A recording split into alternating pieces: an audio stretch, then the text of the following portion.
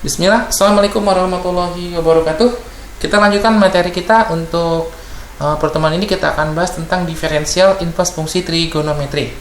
Pada video sebelumnya udah kita bahas kemarin adalah integral dari fungsi logaritma dan eksponensial ya, juga sama turunannya. Nanti di sini mungkin kita akan bahas diferensialnya. Untuk integralnya mengikuti aja di sini. Oke, nanti di sini akan saya sajikan beberapa beberapa latihan soal juga mungkin. Dan bagi teman-teman yang kurang paham silahkan komen di kolom komentar atau langsung by email. Tanya silahkan ya. Kita akan masuk di materi kita di inverse fungsi trigonometri. Jadi kita akan nanti di sini akan mencari inverse dari trigonometri. Pada pertemuan sebelumnya saya sudah bahas tentang integral fungsi trigonometri. Di situ ada arcus ya, ada istilah arcus. Nah, di sini saya akan menggunakan pangkat min 1. Ya, jadi untuk integral sudah dibahas. Nah, sekarang kita bahas nanti inverse-nya ya, inverse. Jadi kalau di integral biasa judulnya adalah integral yang menghasilkan fungsi inverse trigonometri. Sama. Untuk integralnya udah kita bahas. Itu pada bagian video yang udah kita upload di YouTube itu adalah integral substitusi trigonometri. Di situ kan ada arcus tan, arcus cos, arcus, banyak arcus di sana ya. Itu maksud saya. Nah, di sini kita coba masuk inverse trigonometri. Untuk fungsi intinya ada sin, cos, tan. Yang sepersin, sepercos, sepertan itu ngikuti aja. Nah, di sini biasanya kita kesulitan untuk menentukan turunan dari fungsi trigonometri. Kenapa? Karena fungsi trigono secara umum dia tidak mempunyai inverse. Kendalanya ya. Jadi kalau kita belajar di kalkulus 1 itu nanti ada fungsi injektif, surjektif, bijektif ya. Jadi kalau Anda dulu waktu di SMA kan ada mengecek fungsi yang bijektif dengan cara cek garis horizontal vertikal. Nah, di sini nanti bermasalah dia tidak punya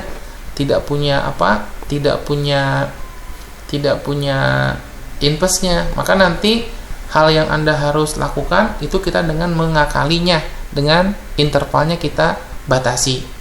Jadi kalau interval tidak dibatasi dia tidak bersifat injektif. Jadi nanti di sini, jadi pada saat kita mengatasi supaya fungsi inverse trigono itu mempunyai turunan, maka kita batasi intervalnya.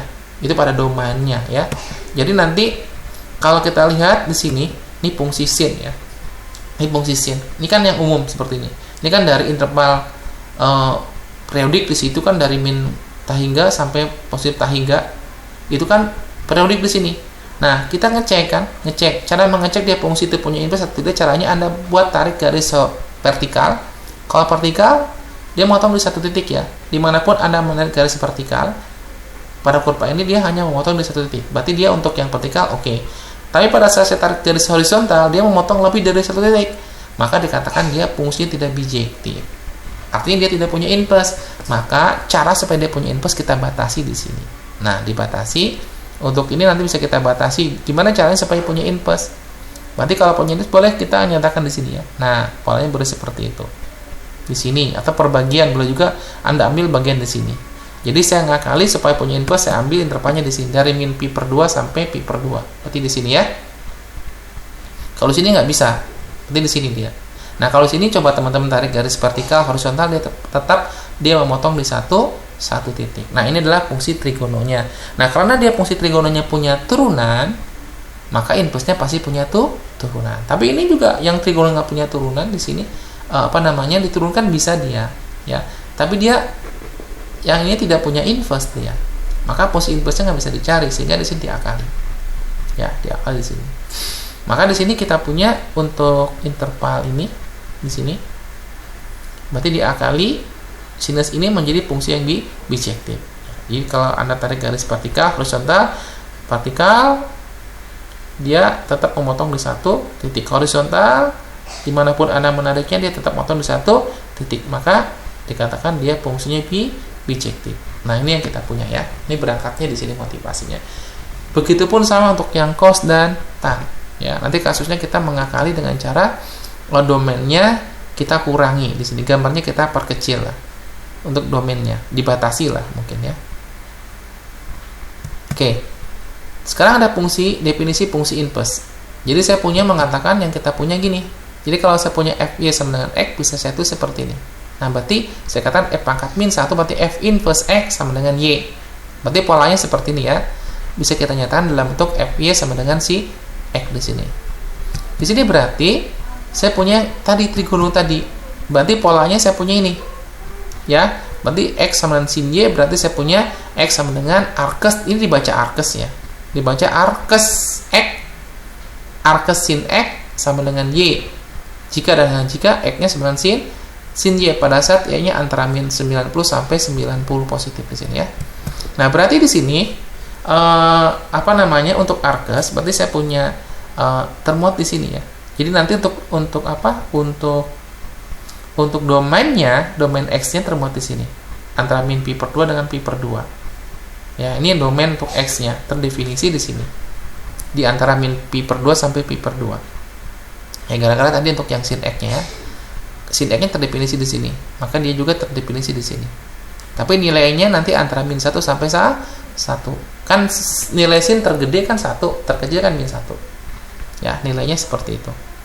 Nah, di sini nanti notasinya mungkin teman-teman ada beberapa referensi mungkin menggunakan arkesin. Di video saya yang pertama untuk integral substitusi trigono saya menggunakan notasi arkes. Di sini saya gunakan pangkat min 1. Ya, tapi nanti kita kombinasikan, tetapi sin pangkat min 1 itu tidak sama dengan 1 per sin X.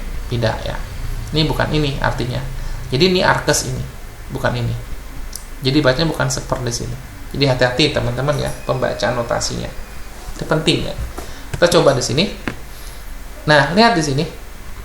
Contoh hitung dari sin pangkat min 1 setengah.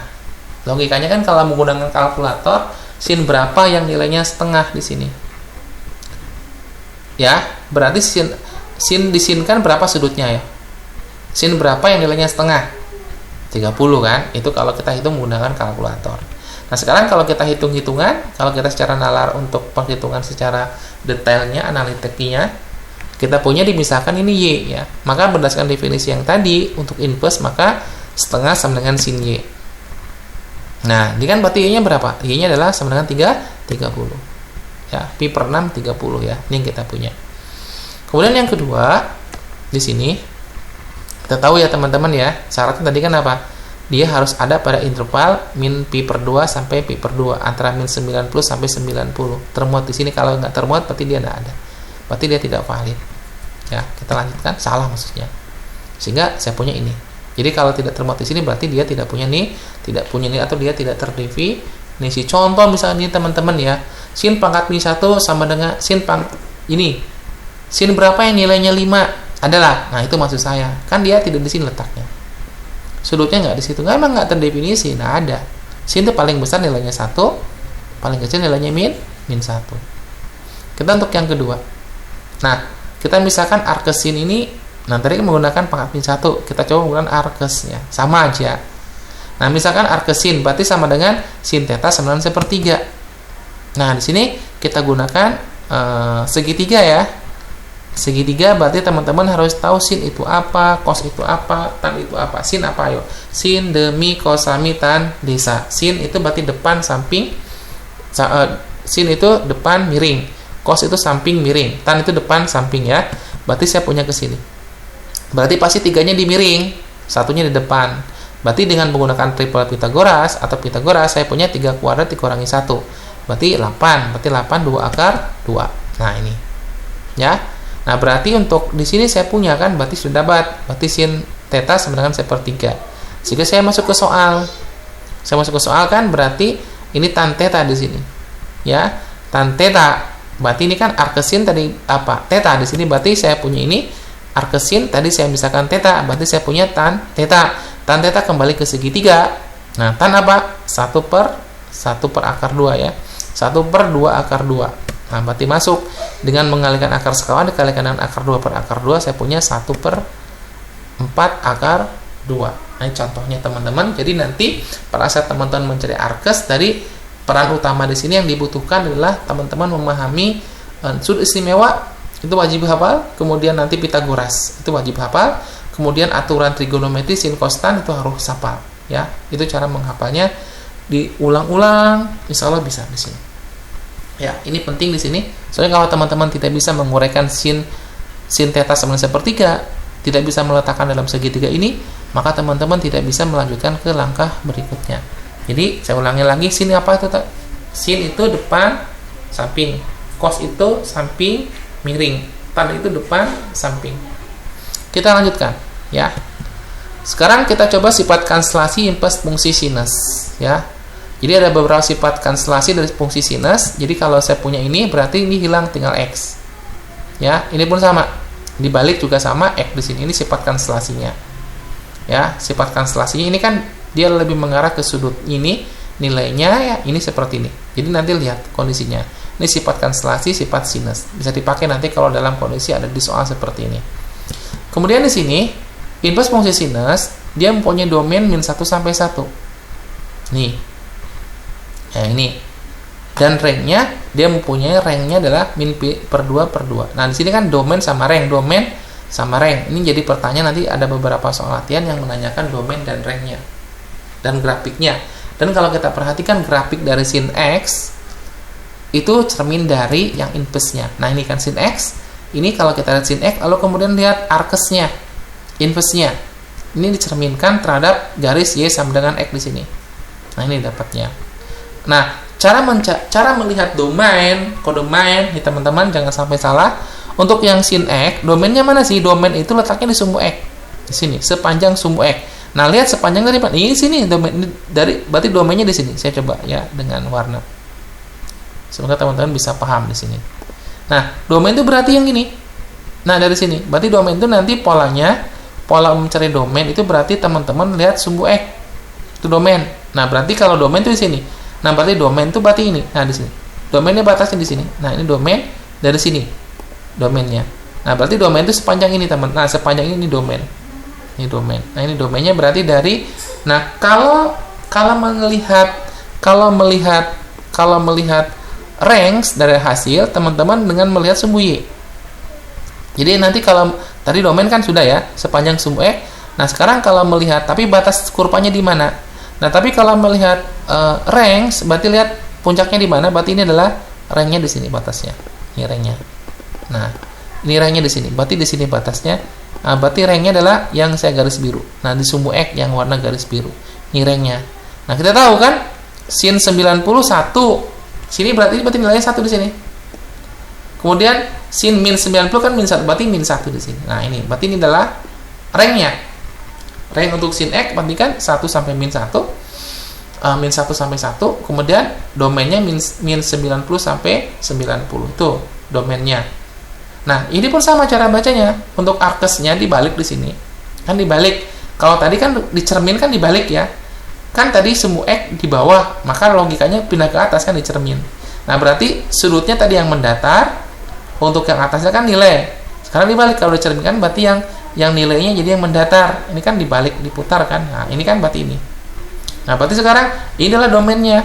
Ini domain untuk yang ini domainnya. Nah, yang pi per 2 itu dia adalah kodomainnya. Sorry. Daerah hasilnya. Nah, ini adalah daerah hasilnya, range-nya sampai situ. Itu range-nya. Ya. Jadi nanti cara melihat domain dan range jangan bingung. Domain mana sih? Domain itu perhatikan sumbu X. Kalau range perhatikan sumbu Y, perhatikan ujung kurvanya. Ya, panjang kurvanya di sini loh. Oh, berarti ini domainnya di sini. Oh, berarti range-nya di sini. Itu mungkin yang teman-teman harus diperhatikan pada saat teman-teman ada domain, ada kodomain. Ya, ada range. Jadi nanti yang diperhatikan kalau domain, saya ulangi lagi, kalau domain perhatikan ke sumbu X. Kalau range perhatikan ke sumbu Y.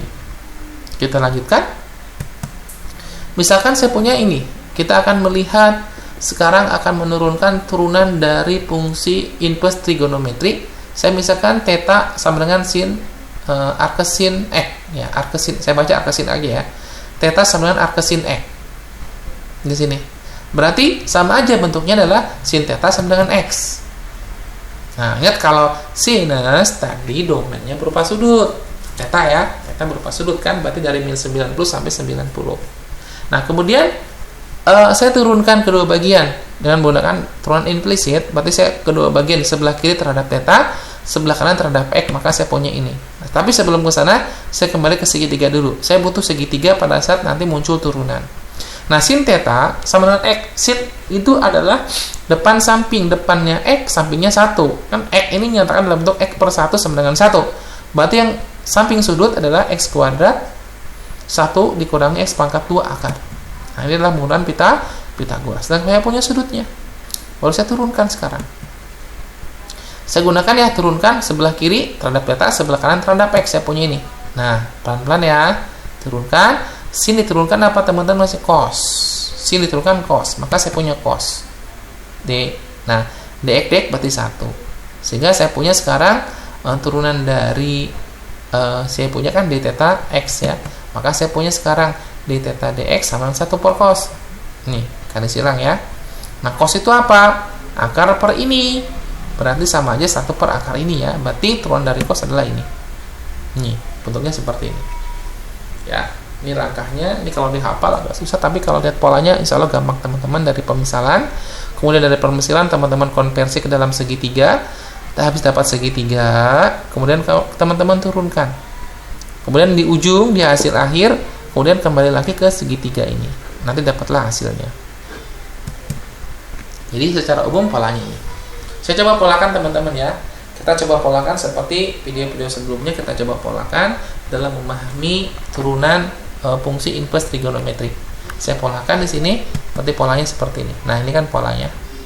Ini pola, ini pola. Berarti polanya seperti ini. Ya, ini pola. Yang ini berarti ini angka 1 ya. Berarti saya punya dx bundaran, dx kotak. Ini pola aja untuk membantu teman-teman dalam memahami formula ini. Contoh, nih domain dan domain dari F dan domain dari pangkat min 1 apa turunannya. Oke, kita coba berangkat ke contoh. Misalkan fx sama dengan sin arcsin x kuadrat min 1, tentukan domain dari F dan domain dari turunannya. Ya, domain dari turunan x. Turunannya ya. Berarti saya punya ini. Domain dari inverse fungsi sinus kan min 1 sampai 1. Ya, ini kan yang kita punya domain dari fungsi inverse kan min 1 sampai 1. Nanti kalau domainnya range-nya berupa sudut dari min 90 sampai 90. Maka saya punya sekarang bentuknya berarti dia ini kan nilai domainnya, berarti dia di antara dia. Ini di antara ya, di antara min 1 sampai 1. Oke, logikanya kan ini ada 3 bagian, ada 3 ruas kiri, ruas tengah, ruas kanan. Saya akan hilangkan min 1, berarti semua ruas saya tambahkan dengan 1. Berarti kan 0 di sini. Ini juga 0. Berarti saya punya adalah 2 di sini. Ya. Nah, ini saya pecah jadi 2 bagian. Nanti saya coba bahas dengan dua langkah. Yang satu langkah lebih ringkas tapi lebih rumit memahaminya. Saya coba detailkan di sini ya. X kuadrat berarti ada 2 kemungkinan cara penulisannya. Berarti saya punya ini. Cara penulisan dia berarti polanya x kuadratnya besar sama dengan 0, x kuadrat kecil daripada 2, dan di sini kata hubungnya ya, dan. Nah, sekarang ini kita faktorkan, berarti ini x kuadrat min 2 kecil dari 0. Kemudian saya punya x kuadrat, tetap biarkan ini kalau saya faktorkan berarti x min akar 2 x ditambah akar 2 ya. Formulasinya ini kan teman-teman kalau lupa ini kan mirip dengan a kuadrat. Jadi kalau teman-teman lupa, ini formulanya seperti ini ya. Teman-teman ini apa namanya, teman-teman kan ini kan mirip dengan yang ini ya, bagian yang sebelah sini kan mirip dengan a kuadrat min b kuadrat. Nah, kayak gini. Jadi kan kalau difaktorkan jadi apa teman-teman? Kan a min b a plus b. Nah, ini formulanya di a min b a plus b. Ini mungkin yang jadi kalau belum paham, ini saya tuliskan di sini logika pemaktorannya. A-nya kan x, b-nya kan akar 2. Nah, ini adalah rumus pemaktorannya seperti ini. Nah, itu mungkin. Nah, itu. Berarti sekarang saya punya apa namanya untuk pemaktorannya itu, berarti dapat ini dari mana? Akar 2 dari sini formulanya. Nah, sekarang saya pembuat nolnya. Pembuat nolnya kan 0 di sini. Apa sih pembuat 0? Berapakah nilainya sampai jadi 0 gitu aja. Berapakah x-nya sampai jadi 0? Ya, berarti akar 2 dan min akar 2. Berarti ini akarnya. Kemudian masukkan dalam bentuk garis bilangan, teman-teman. 0 kan di sini. Nah, 0-nya masuk. Ini kenapa? Ada sama dengannya masuk dia. Nah, berarti cara untuk ngeceknya. Ini ngeceknya. Masukkan dulu ya. Berarti min 2 akar 2. Nah, sekarang kita nguji titik di sini. Ada 3 bagian kan? Yang akan kita cari di sini ada yang lebih besar sama dengan 0. Berarti yang positif. Di sini yang sebelah sini kita cari adalah yang negatif. Kenapa negatif? Yang kecil. Jadi yang sebelah sini saya mencari nilai negatif, yang sebelah kanan saya nyari nilai positif. Nah, cara menceknya apa? Ambil sampel titik. Asal jangan 0 di sini ya, teman-teman. Ambil angka selain 0, sudah 0 sebelah kanan. Ambil berapalah di sini ya. Cek hasilnya nanti. Jadi nanti dikuadratkan hasilnya positif kan negatif. Cek di sini, ambil misalkan 5 kan sebelah sini, 5 kuadrat 25 positif kan negatif, positif, berarti ini positif. Di sini min 1 misalkan ya, min 1 kuadrat berarti apapun nilainya kalau saya masukkan ke X pangkat 2 nilainya pasti positif. Ini positif dari mana? Ambil sampel titik aja, 5 atau 4 atau 2 ya, 2 kuadrat 4 positif kan negatif, jadi 4 dimasukin ke sini. Jadi cara ngeceknya itu teman-teman jangan bingung ya di sini. Jadi kan ambil sampel titiknya, misalkan tadi ambil berapa? 4 atau 2 ya, ambil 2 masukin ke sini. Berarti 2 kuadrat 4 kan? 2 kuadrat itu kan 4. Ini contohnya 4. Nah, lihat di sini 2 kuadrat 4. Nah, 4 ini nilainya positif atau negatif? Nilainya adalah besar daripada 0. Nah, berarti dia positif. Maka sini plus, itu maksud saya.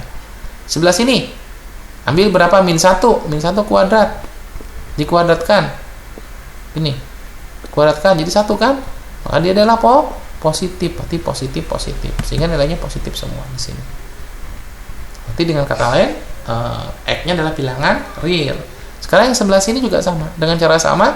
Anda ambil sampel titik dimasukin ke sini ya, Anda ambil sampel titik, ambil di antara di antara mereka, ambil misalnya di sini 10, masukin ke sini 10 dikurangi akar 2 kan positif kan. 10 itu dikurang akar 2 kan 1, ya 1,4an lah. Ini kan kalau saya ambil X-nya 10 masukin ke sini kan positif kali positif berarti ini positif. Kalau saya ambil sini antara min 2 sampai 2 0 ya, saya ambil 0 di sini berarti 0 kurang min akar 2 kan negatif ya. Berarti sebelah sini kalau X-nya 0 berarti negatif, kalau X-nya 0 berarti positif akar 2. Sekarang min akar 2 dikali akar 2 kan berarti min 2, berarti min 2 berarti negatif. Nah, kemudian sini pasti ambil lagi berapa? Ambilkan 10 misalkan, min akar 10, min 10 berarti min 10 berarti min kali min positif. Nah, di sini hati-hati teman-teman, belum tentu selang-seling. Kebetulan yang sebelah kanan dia selang-seling, sebelah kiri nggak selang-seling. Jadi paling aman teman-teman cek manual. Ya, kita lanjutkan. Nah, sekarang saya punya 2 himpunan dan berarti diiriskan himpunan itu. Berarti saya punya ini daerah yang kita punya. Nah, ini berarti daerahnya. Nah, kemudian gambarnya digabung, diiriskan. Maka irisannya adalah akar 2 sampai min akar 2 sampai akar 2. Kemudian digabung gambarnya. Gambar pertama kan bentuknya semua bilangan real. Berarti semua dapat. Nah, semua dia digabung dengan di sini. Berarti logikanya daerah sini dilewati 1 kali, sini lewati 1 kali. Jadi yang akan kita cek adalah daerah yang banyak dilewati. Yang berikutnya situ. Berarti logikanya di sini 1 kali, di sini 2 kali, 1 kali. Yang terbanyak berarti antara min 2 sampai akar, maka domainnya saya punya ini. Berarti ini kita punya domainnya antara min akar 2 sampai akar 2. Berarti domainnya. Ini domainnya. Domainnya dapat ya, min akar 2 sampai akar 2. Itu domainnya. Kita lanjutkan ke turunannya.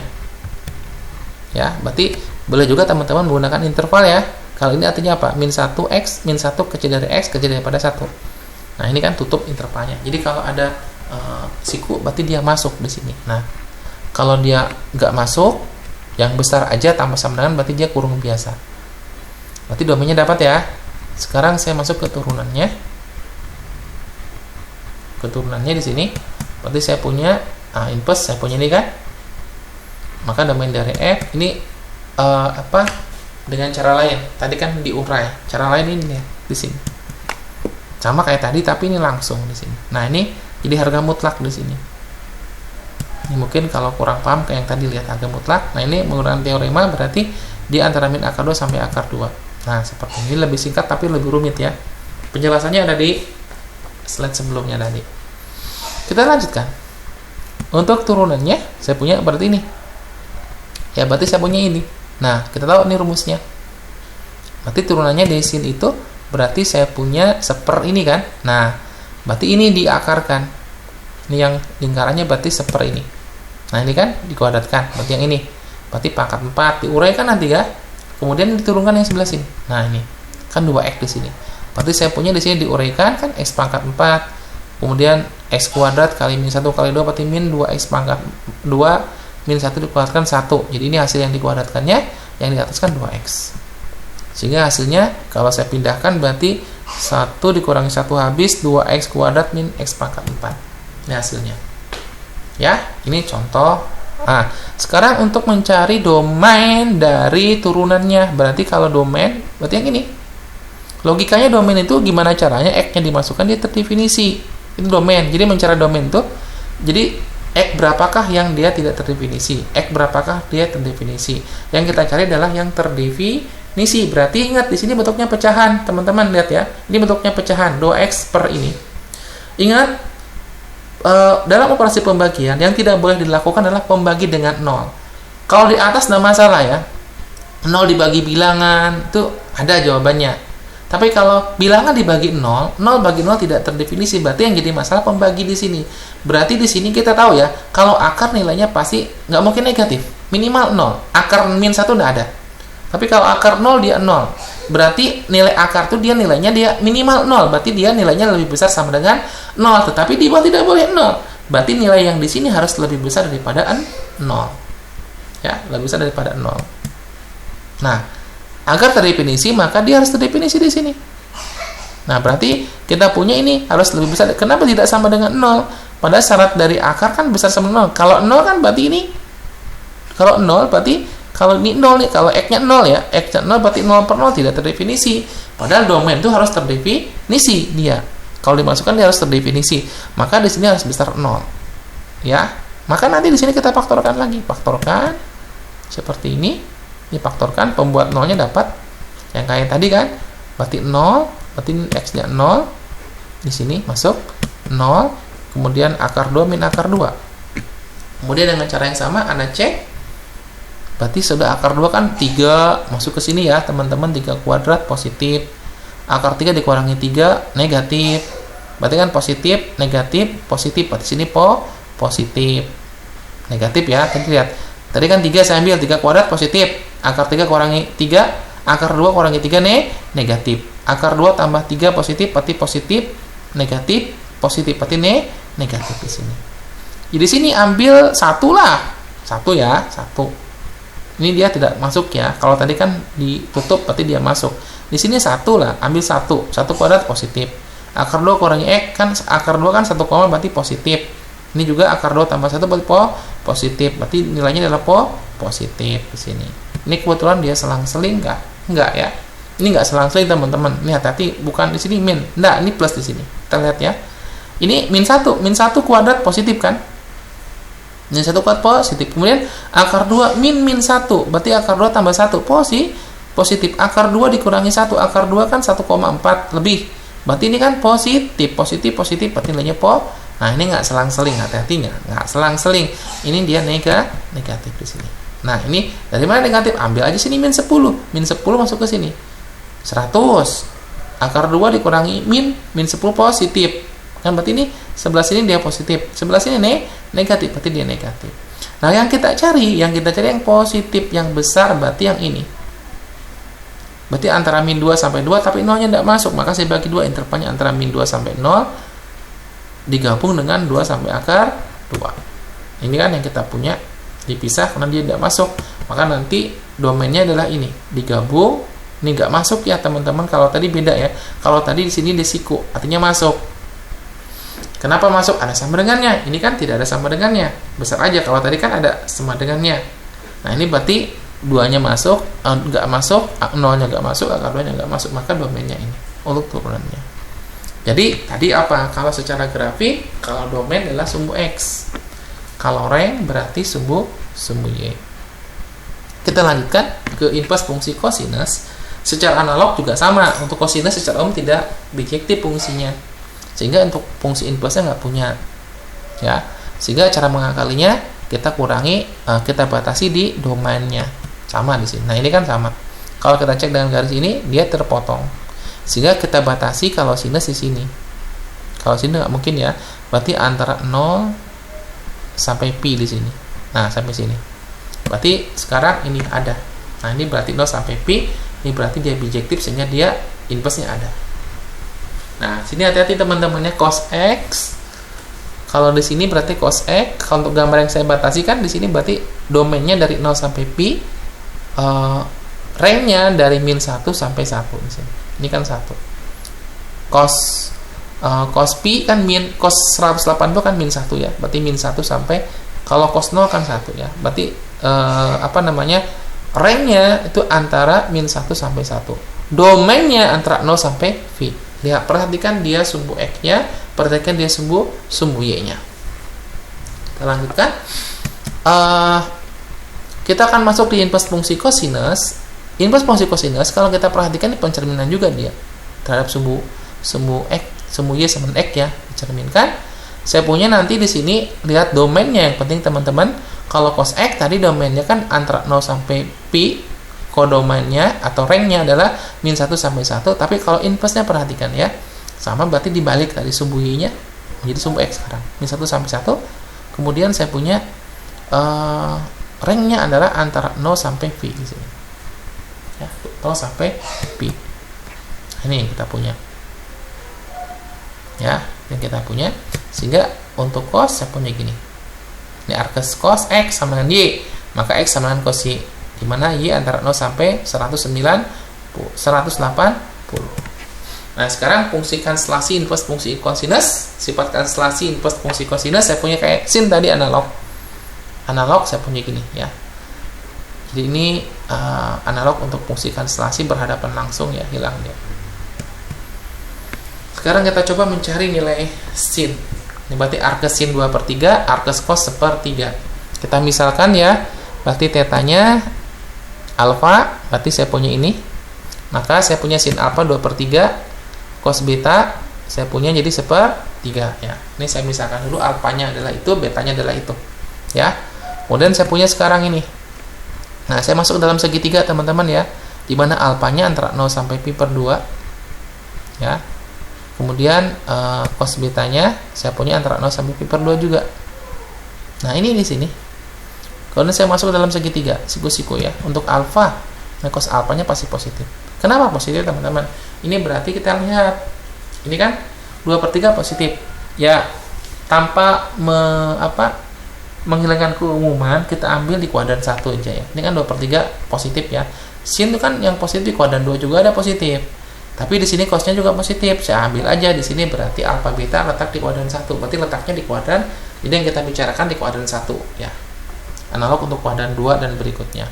Nah, di sini saya ambillah analog, kita berasumsi di sini bahwa alfanya di kuadran 1. Berarti positif kan?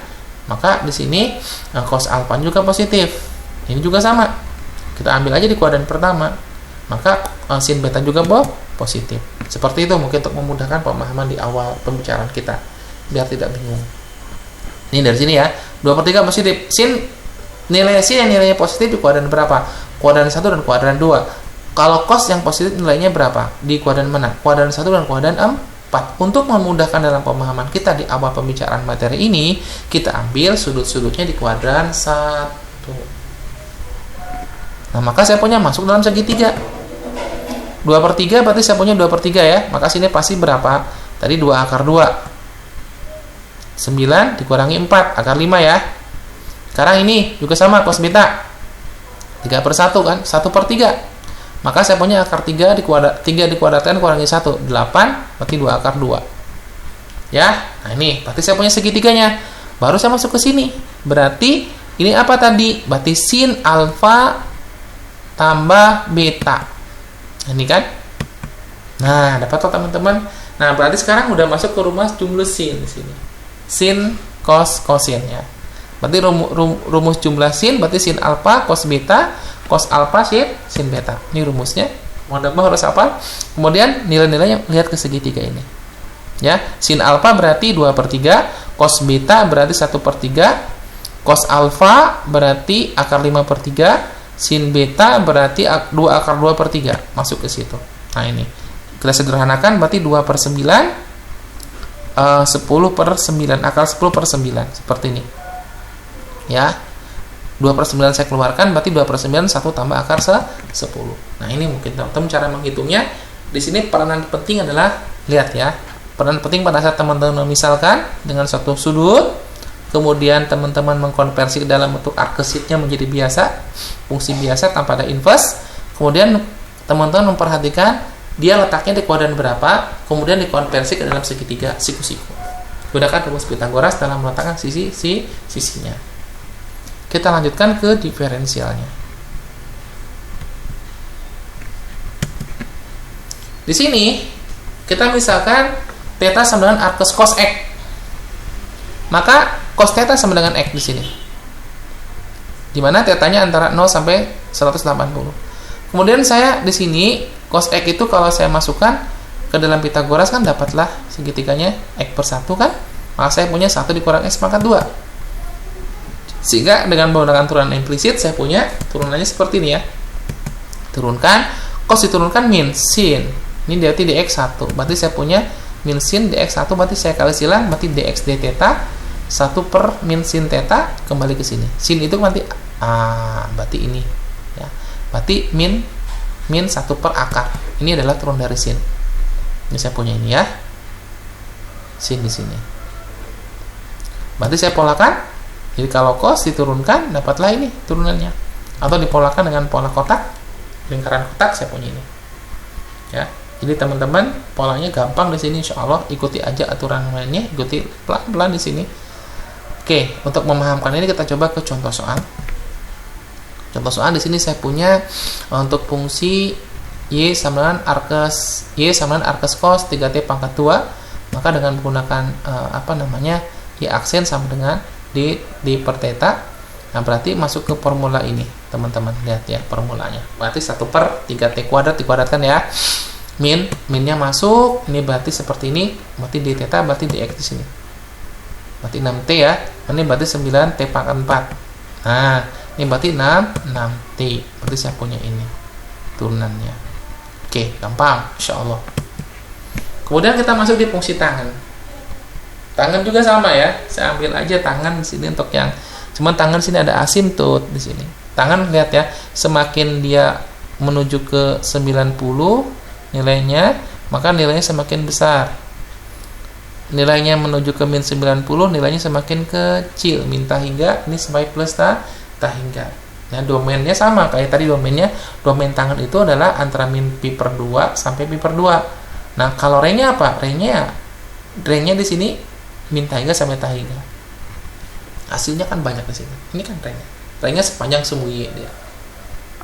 Ya, tapi di sini garis x sama dengan pi per 2 sama garis x min pi per 2 dia sebagai asimptot dari grafik kurva yang warna biru ini. Ya. Nah, sekarang untuk inverse-nya dicerminkan dia. Dicerminkan terhadap y sama dengan x. Jadi tidur dia, diputar kan? Nah, berarti dia cerminkan. Di sini dicerminkan kan? Polanya dicerminkan. Nah, berarti inverse-nya arkes tan. Seperti ini. Nah, sekarang domainnya balik tadi ya. Lihat di sini. Kalau tadi kan domainnya antara min pi per 2 sampai pi per 2, maka range-nya min hingga sampai hingga di sini kan. Ini juga sama. Domainnya adalah min hingga sampai hingga atau bilangan real. Berarti kan domainnya di sini berupa bilangan real. Kalau ini range-nya berupa bilangan real. Y kan bilangnya nggak tahu, min hingga sampai hingga. Kalau sini nanti domainnya min hingga sampai hingga di sini. Kemudian dari hasilnya dia antara min 90 sampai 90. Nah, ini ya domainnya dia min hingga sampai hingga, range-nya min pi per 2 sampai di sini. Ya. Nah, kemudian cara penulisannya arkes tan x sama dengan y, maka x sama dengan tan y, di mana y-nya antara min pi per 2 sampai pi per 2. Sekarang saya akan coba memberikan contoh supaya teman-teman bisa memahami penggunaan dari arkes tan. Nah, di sini kayak tadi sama dia misalkan tan tetanya kita misalkan arkes tan x kita misalkan theta di situ. Di sini saya misalkan pi. Misalkan pi itu sama dengan arkes tan x, berarti tan pi sama dengan x. Dimana di sini mohon maaf ya, bukan alfa, harusnya pi. Mohon maaf salah ketik, ini adalah pi. Di sini harusnya pi.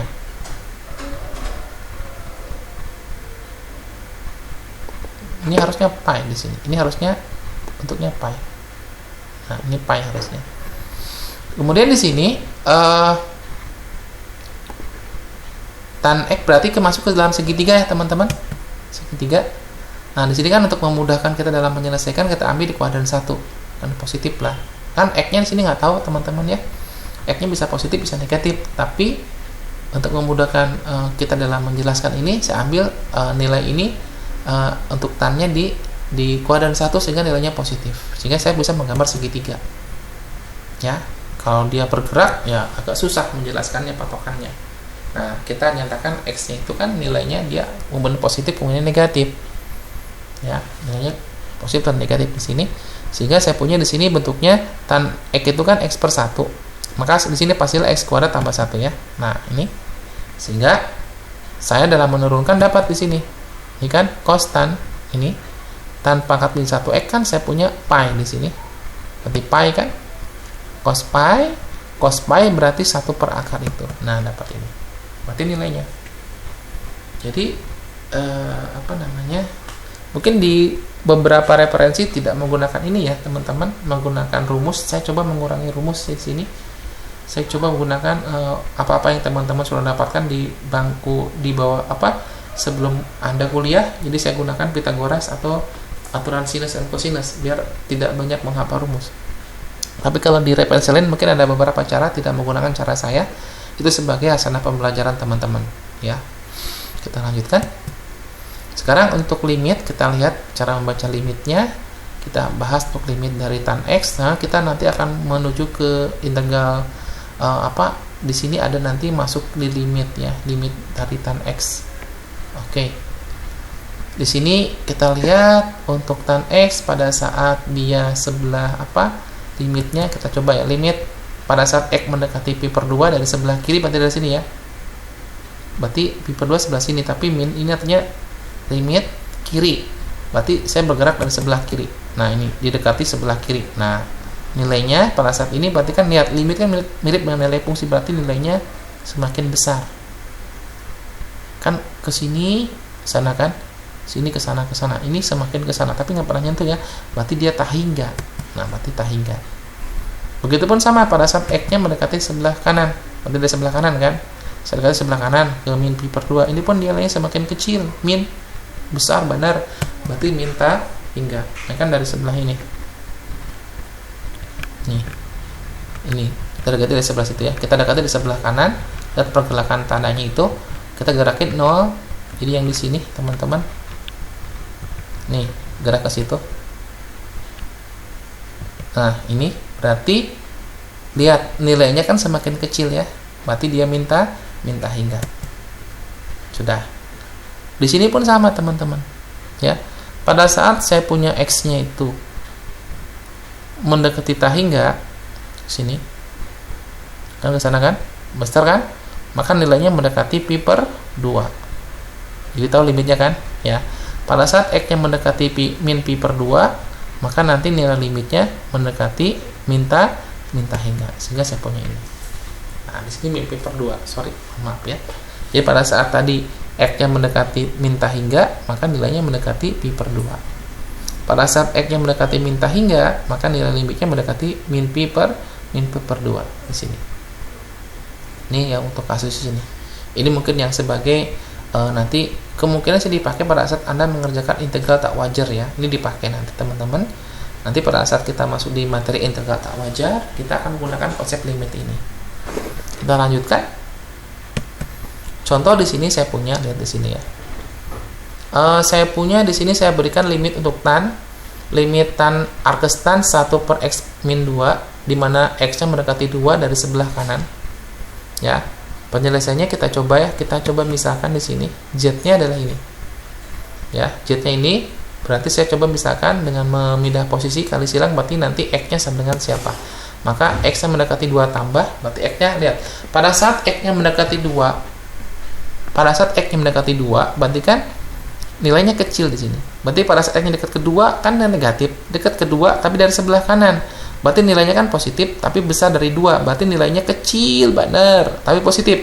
Berarti 1 dibagi kecil, berarti besar dia. Berarti Z-nya mendekati tak hingga. logikanya coba teman-teman saya ulangi lagi ya, lihat di sini ya. Kan kalau saya buat garis bilangan, di sini, saya punya di sini. Ini saya punya di sini adalah angka 2 di sini. Nah, dia kan dekati dari 2 di sini. Nah, ini kan 2, berarti kan saya dekati di sebelah sini. Berarti bilangannya kan dia lebih besar daripada 2. Dekat ke 2. Nah, ini. Tapi dia hampir dekat ke 2 kan? Berarti nilai di sini berarti kan bilangan dekat ke 2 berarti kan nilainya bilangan yang dekat ke 2 selisihnya kecil, benar kan? Berarti bilangan 1 dibagi bilangan ini. Kan logikanya ini lah, misalkan 0,000 kan berarti bilangannya berarti selisihnya dekat ke 0 juga kan, berarti dia nilai selisihnya antara x dengan 2 kan, karena x nya dekat ke 2 maka bilangannya kan nilai x min 2, berarti ini yang x min 2 maka nilainya dekat ke 0, ini kecil sekali, otomatis hasilnya adalah besar, itu maksudnya. Maka di sini pada saat x nya dekat ke 2 maka z nya mendekati tahingga, itu maksud saya ya, itu maksud saya. Kita lanjutkan. Di sini saya punya ini. Berarti sekarang polanya berubah di sini. Berarti ini jadi Z di sini. Berarti saya punya jadi Z, ini kan? Tadi kan bentuknya ini. Sekarang saya rubah, ini kan tadi jadi Z. Berarti ini berubah Z mendekati tahingga. Nah, tahingga kan? Nah, berarti ini jadi apa tadi? Berarti dia mendekati 90. Ini saya punya. Nah, 90 ya. Berarti nilainya adalah 90. Aplikasinya, pemahamannya seperti itu teman-teman. Kita lanjutkan. Sekarang kita coba diferensial fungsi tangen. Kita misalkan tetanya arkes tan X, sehingga tan theta sama dengan X. Nah, kita asumsi tadi tanpa menghilangkan keumuman, saya ambil nilai tan tetanya positif di sini. Maka saya punya X per 1. Maka saya punya nanti X kuadrat tambah 1. Sehingga saya punya di sini saya turunkan tan, diturunkan dengan menggunakan turunan implisit, saya punya tan turunkan adalah sekan kuadrat theta, ini 1. Berarti saya punya sekan, berarti d theta per dx 1 per sekan kuadrat. Nah, sekan seper cos kan, berarti cos di sini. Cos kuadrat berarti hilang akarnya, berarti 1 per akar ini. Kan ini 1 per sekan berarti seper cos, berarti cos sama dengan ini, berarti nilainya cos kuadrat. Cos itu kan 1 per ini, berarti jadi 1 per akar. Akarnya hilang karena ada kuadrat. Ini tan. Ya. Jadi tangan ini. Untuk turunan tangan saya mulakan seperti ini. Ya. Contoh untuk memahamkan di formula ini saya punya ini. Ya. Pola ini. Misalkan saya punya saya coba gabungkan dengan beberapa materi yang ada di materi sebelumnya untuk ulen. Jadi Anda bisa lihat turunan fungsi eksponensial dan logaritma untuk ulen. Pola turunannya bisa dilihat di video saya sebelumnya. Di sini saya punya fx, berarti turunannya saya punya ini. Nah, ini kan turunannya. Kemudian untuk yang len saya punya ini. Di video sebelumnya bisa Anda lihat ya, pola len seperti ini. Berarti 1 per ini, berarti yang ini ya. Len ini berarti 1 per tan yang warna biru, berarti seper warna biru itu. Kemudian diturunkan fungsinya, berarti tan diturunkan. Nah, masuk. Nah, tan ini kalau diturunkan berarti tadi saya punya formulanya ini. Ini. Berarti saya punya seper dikuadratkan, berarti seper 1 per 1 tambah 9 X pangkat 2 dikalikan 3X diturunkan terhadap X titik 3. Nah, kayak gini polanya. Berarti saya punya 3. Nah, berarti hasilnya ada seperti ini. Ya. Nah, ini polanya untuk turunan tan. Berikutnya contoh soal diferensial untuk fungsi trigonometri. Jadi materi kita sudah habis, kita coba pemantapan di materi kita. Di sini 1 per arkes sin X kita coba turunkan ya, lihat soal. Berarti di sini untuk sin X kita punya tadi polanya ini. Ini berarti dia naik naik ke atas. Ini beda, bukan min 1 kali min 1, beda teman-teman ya. Ingat tadi arkes sin tidak sama dengan seper sin. Jadi min 1-nya bukan min 1 kali min 1 enggak, ini beda. Ini bukan ya. Ini simbol dari arkes sin. Simbolnya. Berarti tidak bisa. Nah, yang menurunkannya dengan cara menggunakan turunan rantai. Nih, rantai. Makanya turun. Maka min 1-nya turun di sini. Nah, ini kan ikut n ya. Ini n min 1. Berarti kan n-nya turun, ini pangkatnya dikurangi kurangi min 1, berarti min 2. dikalikan dengan turunan dari arcsin-nya. Berarti saya punya ini. Nah, arcsin kita punya formulanya seperti ini. Ya. Berarti saya punya ini dx, x di sini. Berarti saya punya 1/sin. Ini berarti kalau arcsin berarti 1 per akar x di situ. Kalikan dx di sini berarti 1. Berarti turunannya seperti ini. Ya. Ini untuk yang pertama, contoh pertama. Kita coba contoh berikutnya, x arcs tan x di sini. Untuk contoh berikutnya, di sini kita menggunakan beberapa aplikasi atau beberapa turunan di materi-materi kalkulus sebelumnya. Ini ada operasi perkalian x kali arcs, berarti saya punya UP di sini ya. Berarti saya punya U kali P. Berarti U kali P, berarti ini pola untuk menurunkannya, berarti U-nya adalah x, V-nya adalah arcs tan x, berarti menggunakan formulasi, berarti saya punya ini. Ya. Berarti U-nya turun, P-nya tetap. Kemudian yang kedua adalah U-nya tetap, P-nya diturunkan. Nah, kalau x turunkan kan 1. Berarti arcs tan, kembali ke formula tadi, berarti arcs tan x. Ini turunkan, berarti kita ingat formula tadi untuk tan, berarti saya punya akar x dikuadratkan, berarti x di sini. Nah, ini x, berarti kalikan dengan turunan dari ini. Berarti x pangkat setengah. Berarti gunakan rantai tadi ya. Berarti saya punya dx ini. Berarti saya punya adalah turunkan, berarti setengah kali x pangkat min 1. Berarti kalikan turunan dari x adalah 1. Nah, berarti saya punya ini. Setengah kan tadi kan? Min setengah berarti turun ke bawah jadi 1/, akar x. Nah, ini kita nyatakan dalam bentuk ini hasil akhirnya. Ini bentuk yang bentuk soalnya kita punya. Kita lanjutkan lagi. Nah, ke pola rangkuman kita. Jadi pertemuan kita cukupkan sekian. Di sini saya tampilkan beberapa formulasi untuk inverse fungsi trigonometri. Di sini tidak saya tunjukkan semua, tapi teman-teman di sini mungkin bisa bisa menurunkan, tetapi yang penting teman-teman tahu yang sin, yang cos, yang tan. Untuk yang kosekan, sekan, dan kotangan itu bisa mengikuti aja berdasarkan pemisahan yang kita punya. Itu dulu mungkin dari saya. Semoga apa yang saya sampaikan bermanfaat buat teman-teman. Mohon maaf jika ada kesalahan atau kekurangan kata dari yang saya sampaikan, karena keterbatasan saya dalam menyampaikan apa yang saya tahu. Terima kasih. Assalamualaikum warahmatullahi wabarakatuh.